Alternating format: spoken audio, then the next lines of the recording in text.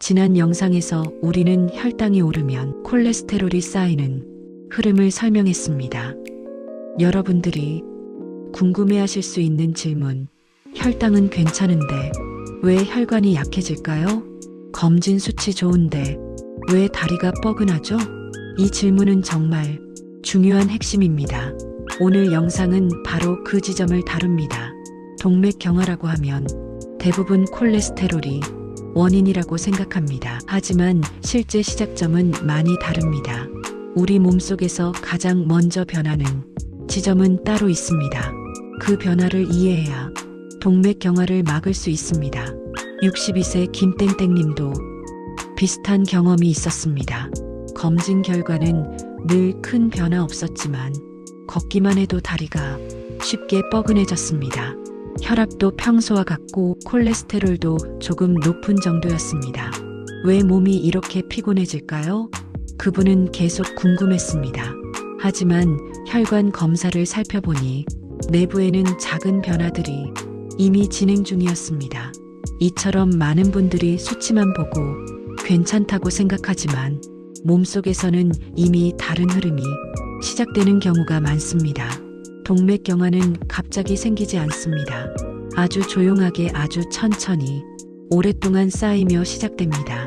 그리고 그 출발점은 콜레스테롤보다 훨씬 먼저 생기는 변화입니다. 오늘 영상에서는 그 첫 번째 지점을 정확하게 설명합니다.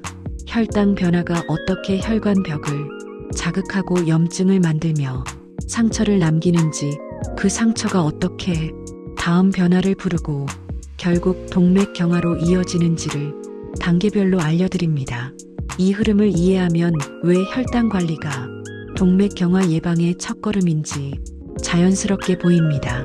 지금부터 천천히 그리고 정확하게 함께 살펴보겠습니다. 많은 분들은 동맥경화를 콜레스테롤이 높아서 생기는 병이라고 단순하게 생각합니다. 검진 결과에서 콜레스테롤이 조금만 높아도 걱정하시고 약을 바로 떠올리기도 합니다. 물론 콜레스테롤은 중요합니다. 하지만 출발점은 아닙니다. 이 부분을 구분하는 것이 가장 핵심입니다. 동맥경화의 시작은 콜레스테롤이 아니라 혈관벽의 작은 상처입니다. 이 사실을 아는 분들이 생각보다 많지 않습니다. 왜 그런 오해가 생겼을까요? 이유는 매우 단순합니다. 막힌 혈관을 검사하면 항상 콜레스테롤이 잔뜩 붙어 있기 때문입니다. 겉으로 보이는 모습만 보면 아, 이게 원인이구나 라고 생각할 수밖에 없습니다. 하지만 이는 마치 불이 난 집에서만 소방관을 보고 소방관이 불을 냈다라고 오해하는 것과 같습니다. 콜레스테롤은 문제의 원인이 아니라 상처난 혈관을 메우기 위한 응급 패치 역할입니다. 이 부분을 바로 잡아야 다음 단계 설명이 정확하게 전달됩니다. 특히 시니어 분들은 검진 수치가 높으니까 혈관이 막힌 것이라고 생각하시는 경우가 많지만 순서는 그 반대입니다. 먼저 상처가 생기고 그 상처를 보호하려고 콜레스테롤이 모이는 구조입니다. 여기 58세 박땡땡님의 사례도 비슷한 흐름을 보여줍니다. 박땡땡님은 콜레스테롤 수치가 정상에 가까웠습니다. 그런데 다리가 자주 저리고 붓기 시작했습니다. 운동을 조금만 해도 숨이 차고 피곤했지만 수치는 안정적이었기에 별 생각 없이 지나가셨습니다. 하지만 정밀 검사에서는 혈관 내부에 이미 초기 플라크가 형성되어 있었습니다. 수치는 정상이었는데 혈관은 손상되고 그 위에 콜레스테롤이 붙고 있던 것입니다. 이 사례처럼 우리는 수치만 보고 판단하는 큰 착각을 자주 합니다. 혈관 손상은 수치보다 더 먼저 시작되고 더 조용하게 진행됩니다. 그래서 동맥경화의 시작은 겉으로 보이는 수치가 아니라 보이지 않는 상처라는 점이 무척 중요합니다. 오늘 이 흐름을 바로잡는 것이 가장 중요한 출발점입니다. 동맥경화를 정확히 이해하려면 콜레스테롤보다 상처, 염증, 혈당 변화, 이 세 요소를 먼저 봐야 합니다. 이제 그중 첫 번째 원인인 혈당 변화가 왜 먼저인지 그 흐름을 본격적으로 설명드리겠습니다. 혈당이 오르면 우리 혈관은 가장 먼저 미세한 자극을 받습니다.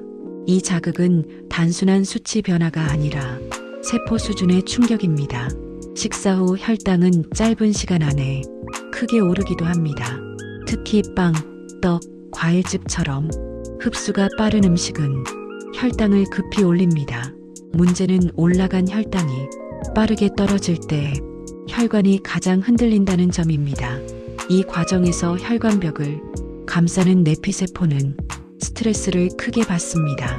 내피세포는 혈관의 보호막 역할을 하는데 이 보호막이 여러 번 자극을 받다 보면 표면에 작은 균열이 생기기 시작합니다. 이것이 바로 동맥경화의 첫 번째 출발선입니다. 이 작은 변화는 통증도 없고 자각 증상도 없어서 대부분 느끼지 못합니다. 그러나 미세한 상처는 혈관 안쪽에 붙기 쉬운 자리를 만드는 셈입니다. 이때 혈당이 계속 오르내리는 속도가 빠르면 빠를수록 내피세포는 더 많이 손상됩니다. 방분자가 혈관벽에 붙으면서 산화 스트레스가 발생하기 때문입니다. 산화 스트레스는 혈관 내 염증을 만들고 이 염증이 반복되면 혈관벽은 점점 약해집니다. 즉, 혈당이 오르면 염증과 손상, 회복이 계속 반복되는 구조가 만들어집니다. 혈관이 회복되는 동안 무언가 메우는 역할을 해야 하는데 여기서 콜레스테롤이 등장하는 것입니다. 콜레스테롤은 상처난 부위를 보호하기 위한 재료로 동원됩니다. 그래서 혈당 변화가 먼저 오고 그 뒤에 콜레스테롤이 붙게 되는 구조가 자연스럽게 만들어집니다. 우리는 콜레스테롤을 문제라고 생각하지만 실제로는 상처를 메우는 보호 반응에 가깝습니다. 그런데 상처 자체가 자꾸 생긴다면 콜레스테롤층도 자꾸 자랄 수밖에 없습니다. 혈당 스파이크가 잦을수록 상처는 반복되고 플라크는 점점 두꺼워집니다. 즉, 동맥경화는 콜레스테롤 때문이 아니라 혈당 변화와 염증이 먼저 문제를 일으키고 콜레스테롤이 그 뒤를 따라오는 구조입니다. 이 흐름을 이해하면 왜 콜레스테롤 수치만 관리하는 것으로는 동맥경화를 막을 수 없는지 보입니다. 핵심은 혈당을 안정시키는 것입니다.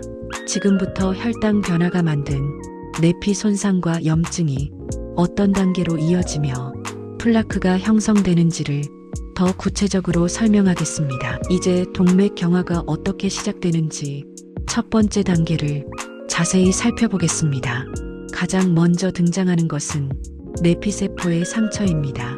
내피세포는 혈관을 부드럽게 감싸는 얇은 보호막 같은 역할을 합니다. 이 세포가 건강하면 혈액은 매끄럽게 흐르고 혈관도 탄력을 유지합니다. 하지만 혈당이 크게 오르고 내렸다가 반복될 때마다 내피세포는 스트레스를 받게 됩니다. 이 스트레스가 자주 반복되면 표면이 약해지고 작은 균열이 생깁니다. 이 작은 균열이 동맥경화의 첫 신호이며 가장 중요한 출발점입니다.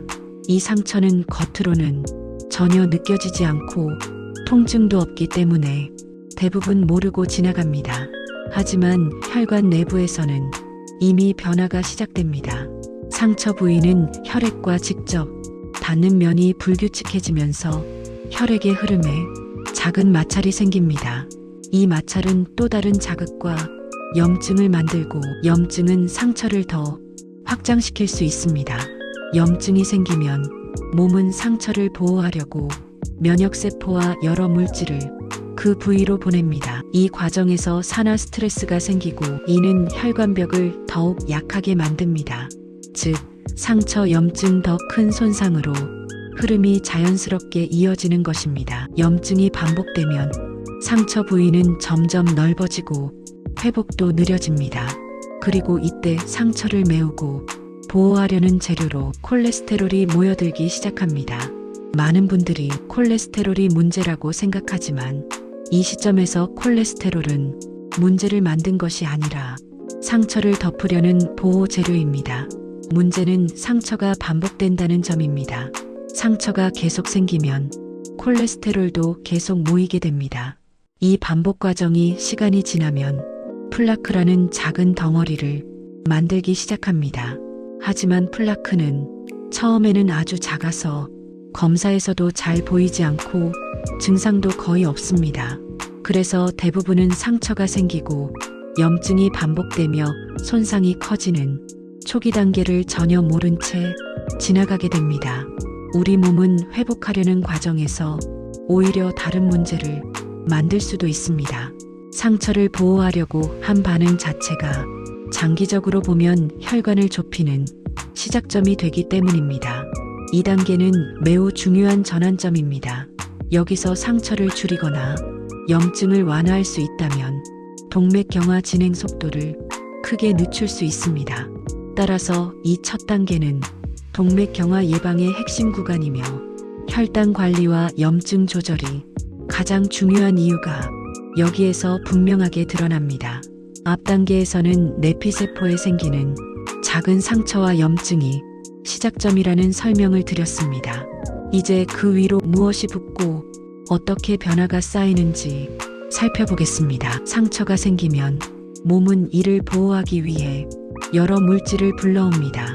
그중 가장 먼저 도착하는 것이 지방과 콜레스테롤입니다. 이 물질들은 상처 부위를 부드럽게 덮어주며 회복을 돕는 역할을 합니다.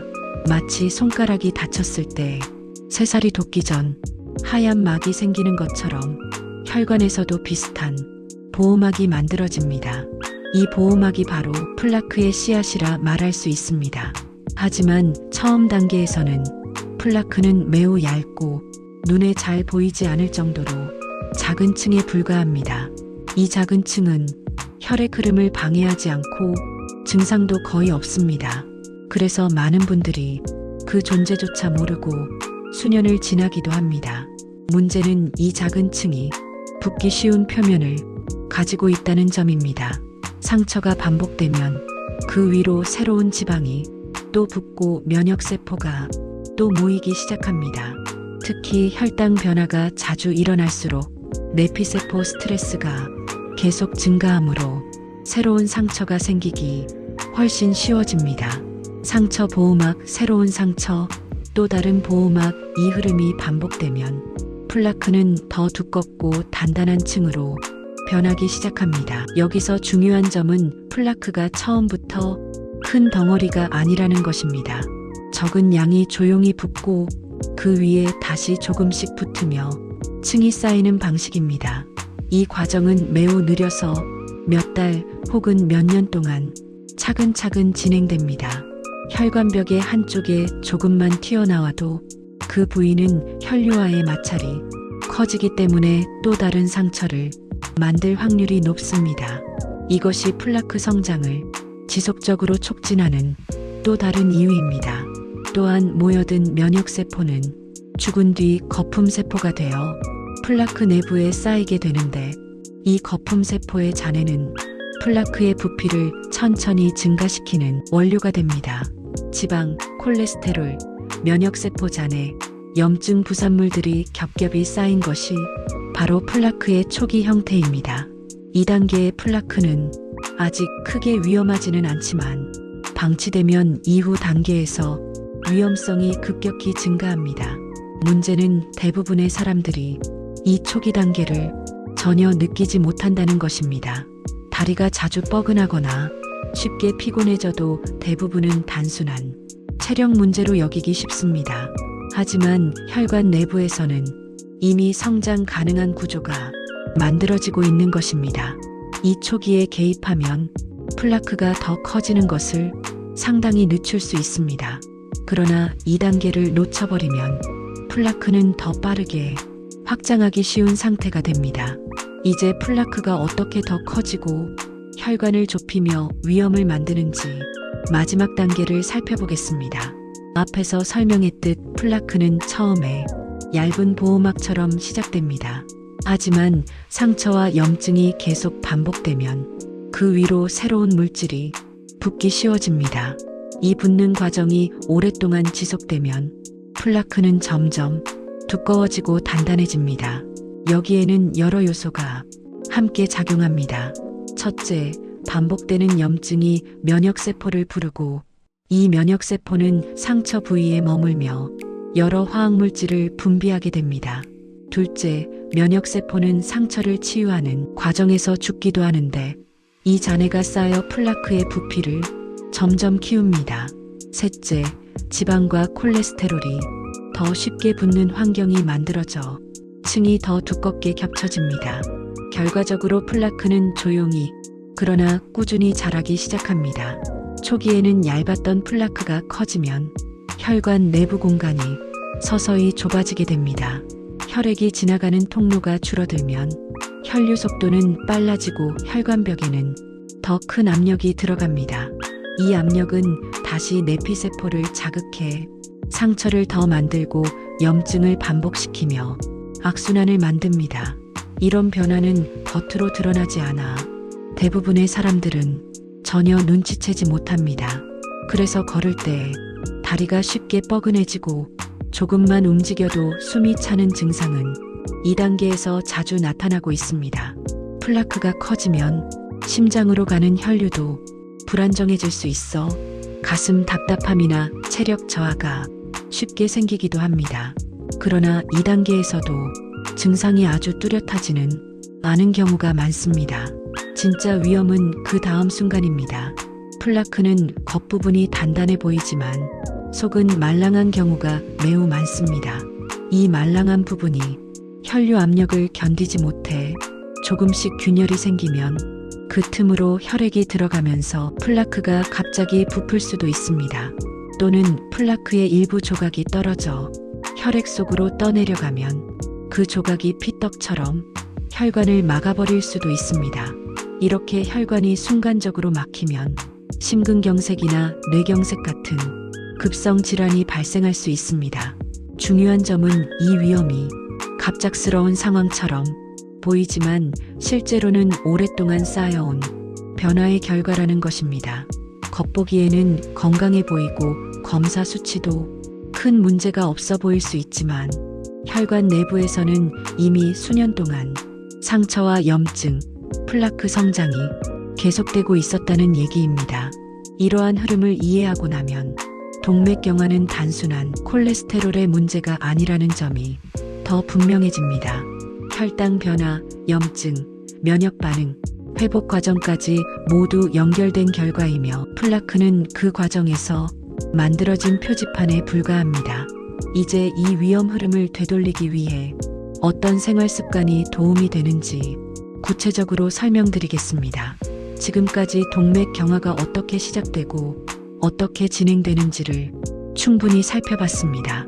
그렇다면 지금부터는 이 흐름을 실제로 어떻게 늦추고 어떻게 되돌릴 수 있는지 생활 습관 중심으로 정리해드리겠습니다. 동맥경화는 갑작스러운 병이 아니라 오랜 시간 반복된 작은 변화가 쌓여서 만들어집니다. 따라서 생활 습관 역시 크게 바꾸기보다는 작은 변화들을 꾸준히 쌓는 것이 가장 효과적입니다.